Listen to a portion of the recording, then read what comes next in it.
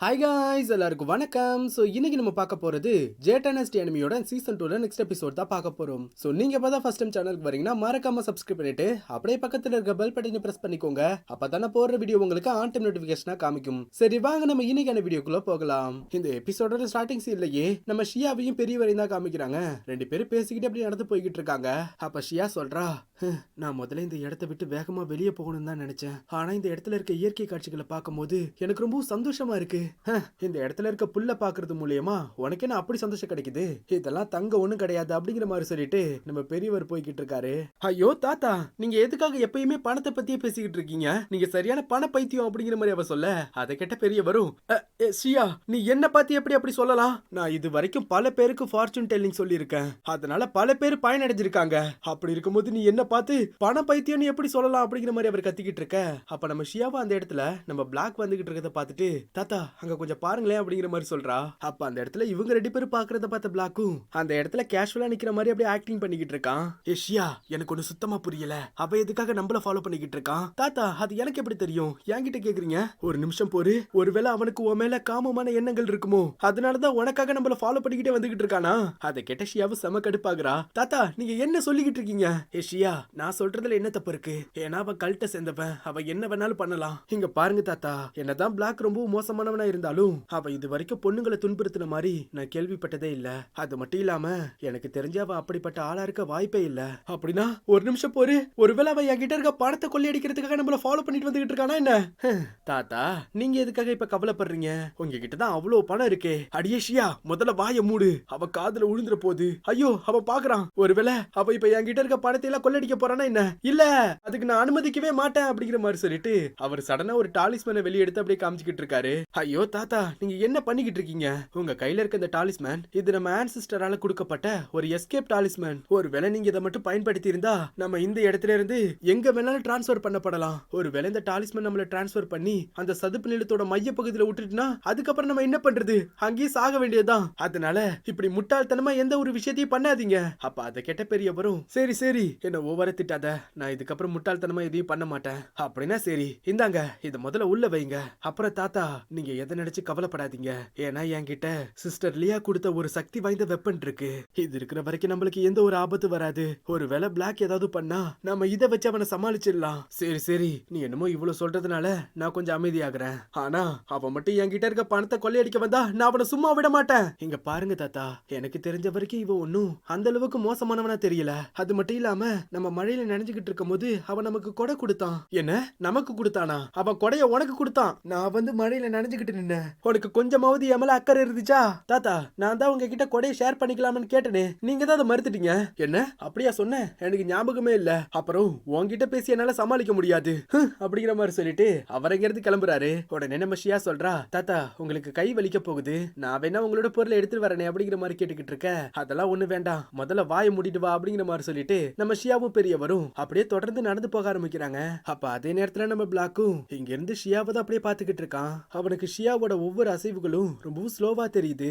அவனையே மெய் மறந்து நம்ம ஷியாவை அப்படியே ரசிச்சு பாத்துக்கிட்டு இருக்கான். நான் என்ன பண்ணிக்கிட்டு இருக்கேன், எனக்கு என்ன ஆச்சு அப்படிங்கிற மாதிரி சொல்லிக்கிட்டே நம்ம பிளாக்கும் அவங்களை அப்படியே திரும்ப ஃபாலோ பண்ணிக்கிட்டே போக ஆரம்பிக்கிறான். அப்படியே இந்த இடத்துல சீன் கட்டாக அடுத்த சீல நம்ம கோஸ்ட் கிங்க தான் காமிக்கிறாங்க. அவருக்கு ஒரு காக்கா மூலியமா ஏதோ ஒரு தகவல் வர அதை பார்த்து அவரும் செம்ம ஸ்பீடா அங்கிருந்து கிளம்புறாரு. சோ அதே நேரத்துல இங்க நம்ம ஹீரோவை தான் காமிக்கிறாங்க. நம்ம ஹீரோ இருக்கிற இடத்துக்கு தான் அந்த ஃபிஷ்மேன் ட்ரைப்பை சேர்ந்தவனுங்களும் அப்படியே வரானுங்க. அவங்களை பார்த்து நம்ம ஹீரோவும் அங்க இருக்க மரத்துக்கு பின்னாடி போய் மறைஞ்சுக்கிறான். அப்ப அதுல ஒரு ஃபிஷ்மேனும் ஏதோ ஒன்னு வித்தியாசமா இருக்குன்னு சென்ஸ் பண்ணிட்டு நம்ம ஹீரோ நிக்கிற இடத்துக்கு பக்கத்துல அப்படியே வந்துகிட்டு இருக்கான். அதை பார்த்து நம்ம ஹீரோவும் அந்த ஃபிஷ்மேனை அட்டாக் பண்றதுக்கு தயாரா இருக்கான். ஆனா டக்குன்னு அந்த இடத்துல இருந்த இன்னொரு ஃபிஷ்மேன், ஏய் அங்க என்ன பண்ற, வா போகலாம் அப்படிங்கிற மாதிரி கூப்பிட உடனே அந்த ஃபிஷ்மேன் இங்க இருந்து கிளம்பிடுறான். இந்த ஃபிஷ்மேன் ட்ரைப்பை சேர்ந்தவனுங்களா இந்த இடத்துல என்ன பண்ணிக்கிட்டு இருக்கானுங்க? ஒருவேளை இவனுங்களும் அந்த ட்ரெஷருக்காக தான் இந்த இடத்துக்கு வந்திருப்பானுங்களா? எது என்னமோ அந்த ட்ரெஷர் உங்க யாருக்கும் கிடைக்க போறது இல்லைன்னு சொல்லிட்டு நம்ம ஹீரோவும் இங்க இருந்து வேகமா கிளம்பிடுறான். சோ அப்ப அதே நேரத்துல இங்க நம்ம சிங்கியூ, லியான் அப்புறம் அந்த மாங்க்னு 3 பேரையும் தான் காமிக்கிறாங்க. 3 பேர் அப்படியே ரெஸ்ட் எடுத்துக்கிட்டு இருக்காங்க.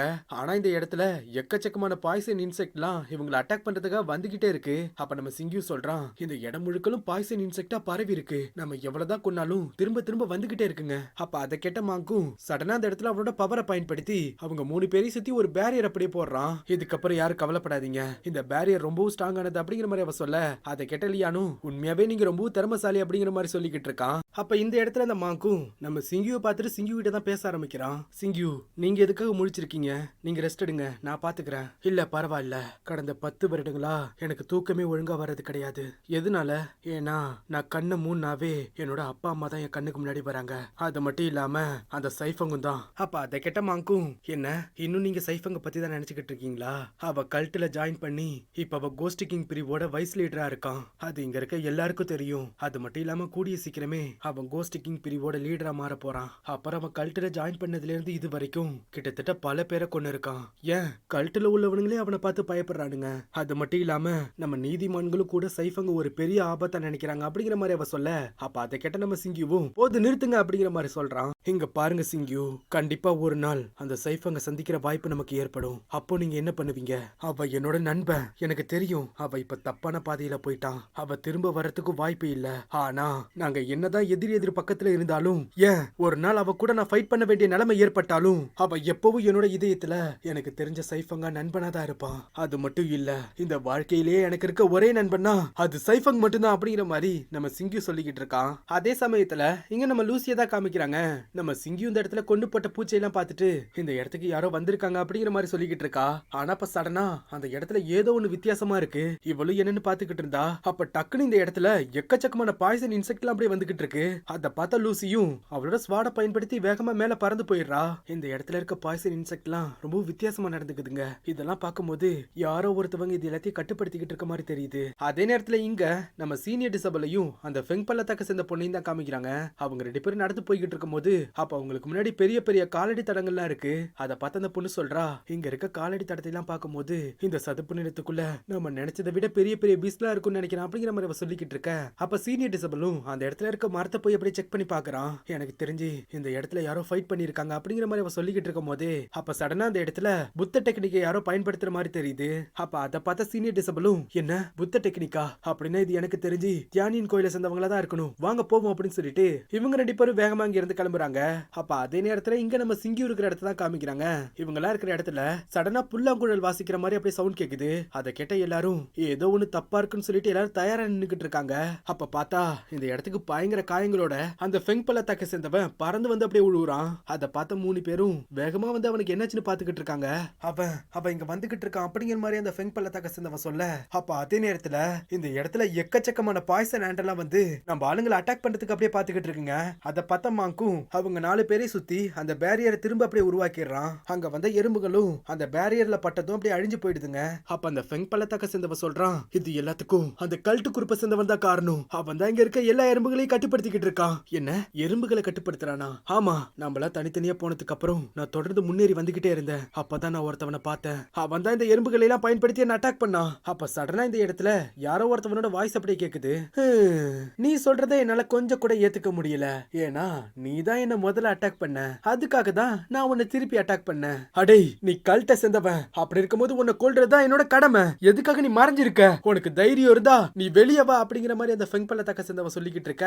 அப்ப சடனா அதெல்லாம் கேட்டுக்கிட்டு இருந்தா அவனும் அப்படியே சிரிச்சுக்கிட்டே வெளியே வரான். யாருன்னு பார்த்தா நம்ம பாய்சன் பிரின்ஸ் தான். நீ சொன்ன மாதிரியே நான் இப்ப வெளியே வந்துட்டேன். ஆனா உங்களால என்ன பண்ண முடியும்? அப்ப அவனை பார்த்தா மாங் சொல்றான், இவ்வளவு சின்ன வயசுலயே இவன் இவ்வளவு எறும்புகளை கட்டுப்படுத்திக்கிட்டு இருக்கான். அப்படி இருக்கும்போது கண்டிப்பா இவன் எனக்கு தெரிஞ்சு கல்ட்டோட 3 ஃபேமஸான யங் மாஸ்டர்ஸ்ல இவனும் ஒருத்தவனா தான் இருப்பான்னு நினைக்கிறேன். அப்படின்னா நீ தான் அந்த பாய்சன் பிரின்ஸா அப்படிங்கிற மாதிரி நம்ம மாங்க் அவனை பத்தி கேட்க, அதை கேட்ட அவனும், பரவாயில்லையே, தியானியின் கோயில சேர்ந்தவங்களுக்கு எல்லாம் என்ன பத்தி தெரிஞ்சிருக்கே.